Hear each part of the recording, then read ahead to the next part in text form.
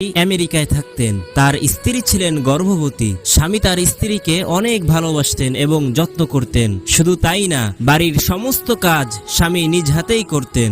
স্ত্রীর যেদিন ডেলিভারির সময় হলো, স্বামী তাকে অনেক বড় একটি হাসপাতালে ভর্তি করালেন। তখন হাসপাতালের এক ডাক্তার বললেন, আপনি 2 দিন পর এসে আপনার স্ত্রী আর সন্তানকে নিয়ে যাবেন। কিন্তু স্বামী তো স্ত্রীকে ছাড়া এক মুহূর্তও থাকতে পারে না, তাই সিদ্ধান্ত নিল সে তাদের ছাড়া কোথাও যাবে না। সে হাসপাতালের বাহিরে দাঁড়িয়ে থাকলো। পুরো 1 দিন পার হয়ে গেল, তবুও সে কোথাও যায়নি। পরের দিন সেই ডাক্তার এসে বলল, আপনাকে তো বলেছিলাম 2 দিন পর আসতে, কিন্তু আপনি এখনো বসে আছেন কেন? তখন স্বামী মুস্কি হেসে বলল, ডাক্তার সাহেব, যদি আপনার শরীরের কোনো একটা অংশ কোথাও থাকে, তাহলে বাকি শরীর কি আলাদা থাকতে পারে? ডাক্তার অবাক হয়ে বলল, না, শরীর তো একটাই। তখন ওই লোকটি বলল, আমার স্ত্রী আমার অর্ধাঙ্গিনী। সে অনেক কষ্ট করে আমার সন্তানকে 10 মাস গর্ভে রেখেছে, আর আমি কি সামান্য 2 দিন তার জন্য কষ্ট করতে পারি না? তাহলে আমি কেমন স্বামী হলাম? প্রিয় বন্ধুরা, যদি সব স্বামীরাই তাদের স্ত্রীর প্রতি এমন যত্নবান হতেন,